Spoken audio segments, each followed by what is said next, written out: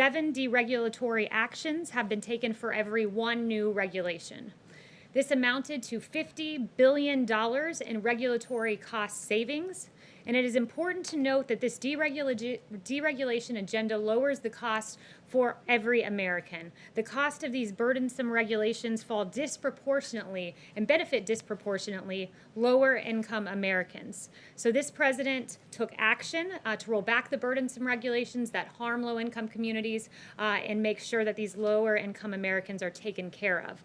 For example, the president's deregulatory agenda will boost household income by $3,100 annually. Thanks to President Trump's rolling back of the Obama-Biden-era CAFE standards, families will have access to cheaper cars. The president's healthcare deregulation will also save patients nearly 10% on prescription drug costs. These real wins for the American people will disappear with a re-regulation agenda, which is why President Trump will continue to pursue his historic deregulation activity. On another note, we saw encouraging news yesterday on vaccines. Moderna's vaccine candidate is showing promising signs. It produced a positive, neutral immune response among the 45 participants in the study. This is comparable to what we see in recovered patients. And the bottom line is that so far we are seeing exactly what you would hope to see in a vaccine. They're expected, the Moderna vaccine in particular, is expected to reach phase 3 by late July with 30,000 participants. And finally, on the therapeutics front, I just want to note a very encouraging Regeneron contract, a $450 million contract for monoclonal antibody cocktail. This is a bioengineered version of convalescent plasma. One of the several therapeutics available to treat COVID, can be used for prophylaxis and treatment, and they say they could have up to 70 to 300,000 vials of this by the end of the summer or early fall. So Operation Warp Speed continues. We continue to see encouraging news on the therapeutics front, and with that, I will take your questions. Jeff. Thank you, Kayleigh. Maryland Governor Larry Hogan said today that President Trump has left states to fend for themselves during this pandemic. He accused the president of not listening to medical experts. That is quite a takedown coming from a Republican governor. Yeah, it's really striking, his comments, especially when you compare them to his past comments. This is revisionist history by Governor Hogan, and it stands in stark contrast to what he said on March 19th, where he praised the great communication that the president has had with governors. On March 19th, he also said, "Thank you, there's been tremendous cooperation." And what is so striking to me about reading that op-ed is Governor Hogan begins with this dramatic April 18th scene where South Korea delivered tests, but just the day prior, he said something entirely different. He, in fact, thanked the president for the progress we've seen in federal and state coordination in recent weeks and went on to praise testing capabilities. He said with regard to some of the top needs of states, including ventilators and testing capabilities. So 24 hours before this dramatic opening scene of his op-ed, he literally was praising the president of the United States for delivering on testing.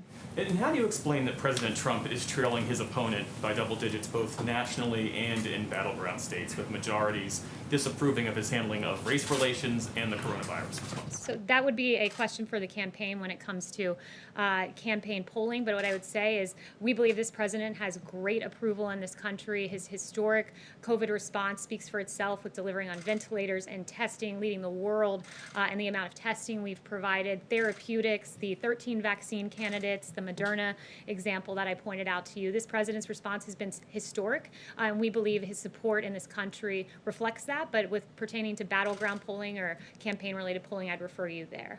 Yes. Kayleigh, we've seen the president hold a range of public events this week, but none of those events have been focused on the coronavirus. Why not? The president's routinely focused on the coronavirus. I think you'll be hearing more about what we're doing in the coming week. He's hard at work. We talk about COVID every day from this podium. The task force is hard at work, and I'm glad you asked about COVID in particular, because I just want to read through some of the things that we are doing, which I think is most important than what we're saying is what we're doing. And the White House has engaged in travel, Dr. Birx, to Louisiana, Mississippi, Alabama, Georgia, and South Carolina. I spoke with Dr. Birx this morning. She's in Georgia today. heading to South Carolina tomorrow. HHS has deployed 19 teams across the country. We identify not where we see embers, but pre that. We identify where we might see an emergence, and we send teams there to address it in advance. So we're proactive. Dr. Birx routinely sends real-time data to governors. She gives them governors' reports on remdesivir. We've surged it to Texas, Florida, California, Arizona. 65,000 vials went to these 4 states, and we're also surging testing sites. So we're doing stuff each and every day. But Kayleigh, surely you would agree this is the biggest challenge facing the public right now. Why aren't we seeing it as the president's biggest public priority? The president's focusing on a lot. Look, the president just yesterday held a big press conference, if you will, or in a veil in the Oval Office about MS-13. COVID is something that we're focused on. It is a top priority of this administration. It's why the task force meets. It's why I mentioned to you we're taking all those steps. But there are other things the president has to focus on, namely Democrat cities not controlling their streets, namely the mayor of Chicago, people dying on the streets of her city every weekend, and the president sent her a letter saying you must secure your city. The president's involved in Operation Legend in honor of Legend Taliaferro, a young man who lost his life, sending federal assistance to St. Louis, a city that has asked for our help, and he's shown up. The president's focused on MS-13, who tragically maimed and killed those 2 young little girls, and he's held their killer accountable, the leader of that ring. So the president's focused on COVID. It's a top priority. He's focused on the violence in the streets. He's doing a lot of things at once, and that's the great thing about the Trump administration. Quickly, when's the last time he attended a task force briefing? The president is briefed on coronavirus each and every day. Yes, Darlene. Thank you.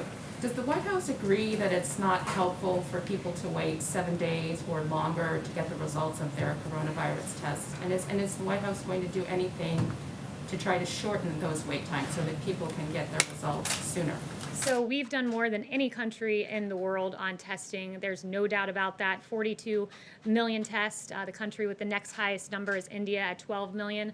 There are various different types of tests in this country. Some take longer to process than others, but we have surged testing to the states, and we encourage them to use it to their best ability and to process those tests as quickly as possible.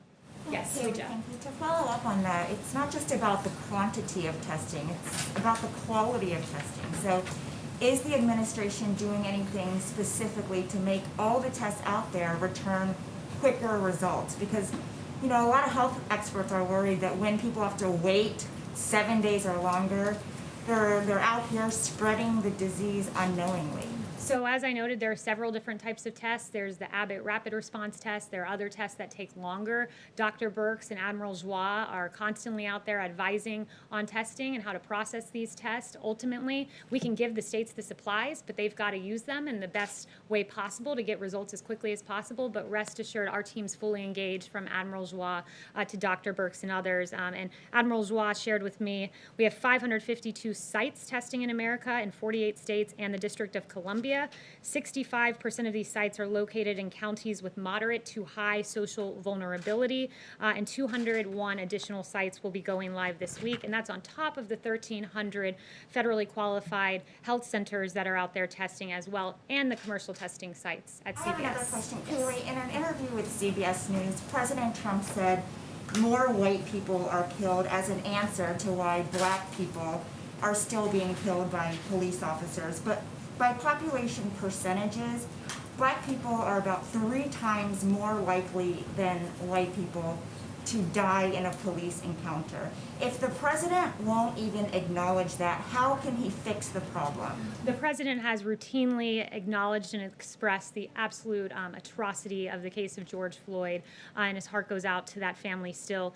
He was noting a fact that there were, when you look at unarmed killings with police interactions in this country, that you had 9 unarmed black individuals who were fatally shot and 19 unarmed white individuals. That's down from 38 and 32 respectively in 2015. So the numbers have actually come down since the Obama administration. He was making that point, but one point he wants to strongly make is this, that black men and women who die of homicide, they are likely to die of homicide at 8 times greater than that of white individuals and Hispanics combined. That's the rate combined. So that's an extraordinary thing that we want to look at. I've listed for you the names of these kids who have died across this country. It is unacceptable, and under this president, he'll take action, and the derelict mayor of Chicago should step up and ask for federal help because she's doing a very poor job at securing her streets. Talking about people Yes. who are dying at the hands of police Yes. officers. Is the president considering travel bans for members of the Communist Party to enter the U.S.? And is he concerned about escalation of tensions with China? So I have no announcements on that front, but rest assured we keep every option on the table with regard to China. Has he ruled out any options at all? He's not ruled out any options with regard to China. Yes. Jeff. Thanks, Kayleigh. Does the White House have a reaction to the hacking of Twitter last night? And do you have any broader concerns, or does the president have any broader concerns about using that platform to issue not only his own opinions, but official policy pronouncements, given its apparent vulnerability to hacking? Yeah, so I spoke with Dan Scavino before coming out here. My team did, and Dan has been, and his team in digital have been in constant contact with Twitter over the last 18 hours to keep Twitter secure, the president's Twitter feed. The president will remain on Twitter, but his account was secure and not jeopardized during these attacks. Okay, and just one follow-up to Luigi's question. I guess I didn't follow the data that you were just referring to. Are you saying that the president did have data to back up his claim that more white people are killed by police officers than black people? Yeah, and I've already read out that data to you. I don't think we Yes. followed it. I I've didn't. already read out that data to you, and you can go fact check on the Washington Post. Yes. Kayleigh, two quick questions. First, Congressman Steve Watkins of Kansas has been charged with 3 felonies in a voter fraud case. Obviously, the president campaigned with him in 2018, and he's repeatedly expressed concern with voter fraud. So, does he have a reaction to that? That's the first I'm hearing of that. I haven't spoken to the president of it. He does have very real concerns about voter fraud, and he's mentioned several of those. And there's yet more information that there is rampant voter fraud when you have mass mail-in voting. In 2016, as the president has noted, about 1% of absentee ballots nationwide were thrown out, and it could be much higher this year as many people vote by mail for the first time. That's one of the flaws with mass mail-in voting. But beyond that, we've seen a number of reports out of New Jersey that found a U.S. Postal Service vehicle that may have been carrying mail-in ballots that was caught on fire, this truck. This was recent. Also, in the New Jersey Star-Ledger on June 22nd, this was very striking. 500 to 700 Republicans received ballots with all Democrat candidates. They were erroneous mail-in ballots that had been voided and then reissued. And the slate of candidates on these ballots was all Democrat from Joe Biden down to dog catcher, and these were supposed to be Republican ballots. Those are 3 recent examples, and there are many more. A quick second question, Kayleigh. When the president made the initial decision to move the Republican National Convention from Charlotte to Florida, he said that it was because the North Carolina governor was in a shutdown mood and that he was playing politics because he didn't want to pack an indoor stadium to full capacity. He also said that the cost to North Carolinians would be, and I'm quoting the president now, all of the jobs and the economic development the convention would bring. So all of that money, all of that time, all of that cost to jobs and economic development to North Carolinians for the same result, right? Because they're shrinking the convention in Florida. What does the president have to say to North Carolinians? The president loves the people of North Carolina. They're well aware of that. The president wanted to be able to hold his convention, which is why it was moved to Jacksonville. And for anything further, I'd refer you to the RNC. Yes. Thank you, Kayleigh. The president has talked about an executive order on immigration coming soon. He's also talked about protections for DACA recipients. It's been unclear, though, whether those protections, the path to citizenship that the president talked about, will be included in the executive order. So I was hoping you could clarify. Will the path to citizenship protections for DACA be part of the executive order? So what I would say is this, as the president announced, he's working on an executive order to establish a merit-based immigration system. That will be the intent of the executive order. But the president has long said that he would look for a legislative solution on DACA, and he would work with Congress to pursue that legislative solution, and one that could include citizenship, along with other strong border security and permanent merit-based reforms. So that is something he would work with Congress on. Yeah, and the executive order would pertain to the merit-based portion of that. A second question on the schools. The vice president talked about some of the new guidelines or new pages of documents for CDC coming out this week. Is that still the plan? Are those going to come out this week? Is there any chance that this is being rethought at this time? So those are CDC guidelines you're referencing, so I'll leave it to CDC as to when those guidelines come out. But we really would like to see schools open. As has been clear, we don't think our children should be locked up at home with devastating consequences when it's perfectly safe for them to go to school, as emphasized by many medical experts. So the president is very keen on seeing schools reopen. It's the only thing that's fair to America's children. Yes. Thanks, Kayleigh. Two quick questions for you. On Wednesday, the CDC director said, quote, "If all of us would put on a face covering now for the next 4 weeks, 6 weeks, I think we could drive this epidemic into the ground." Admiral Giroir has made similar comments. The CDC director called it our, quote, "major defense." I'm wondering if the president would consider at any point a nationwide mask mandate. Well, the president has said that he would wear a mask if he was in a place where he couldn't be appropriately social distanced. He did wear a mask this weekend when he visited the hospital. So he has shown that he'll wear a mask, and not only that, that he would wear one if he wasn't socially distanced, as evidenced by his own actions. We leave it to localities to make the decisions with regard to face coverings, and the CDC guidelines remain the same today, recommended but not required. And a quick second question for you. You were saying earlier that the president is very concerned about local officials who are not taking actions about deaths in their cities. You also said he was appalled by what happened to George Floyd. In March, a 26-year-old black woman named Breonna Taylor was killed while sleeping in her home. The 3 officers involved in that case in Kentucky have not been arrested or fired. Is the president monitoring that case at all, and does he want to see justice for Breonna Taylor? Yeah, I won't weigh into that other than to say I'd refer you to the DOJ, who takes federal action where necessary, where the facts merit, but our hearts grieve for Breonna Taylor's family. Thank you. Thank you. Another question on China. President Trump is the only U.S. president to have stood strong against China, which is of great comfort to countries like India and his other allies in the Asian neighborhood. Does he has a message to China on this? And has he spoken to China, other countries, how to collaborate against China? Thank you, Lalit. I did see your question earlier, and I brought it to the president, and he said, "I love the people of India, and I love the people of China, and I want to do everything possible to keep the peace for the people." Thank you. Yes, a question that flows from 2 events that we saw recently that we wouldn't have seen at previous White Houses.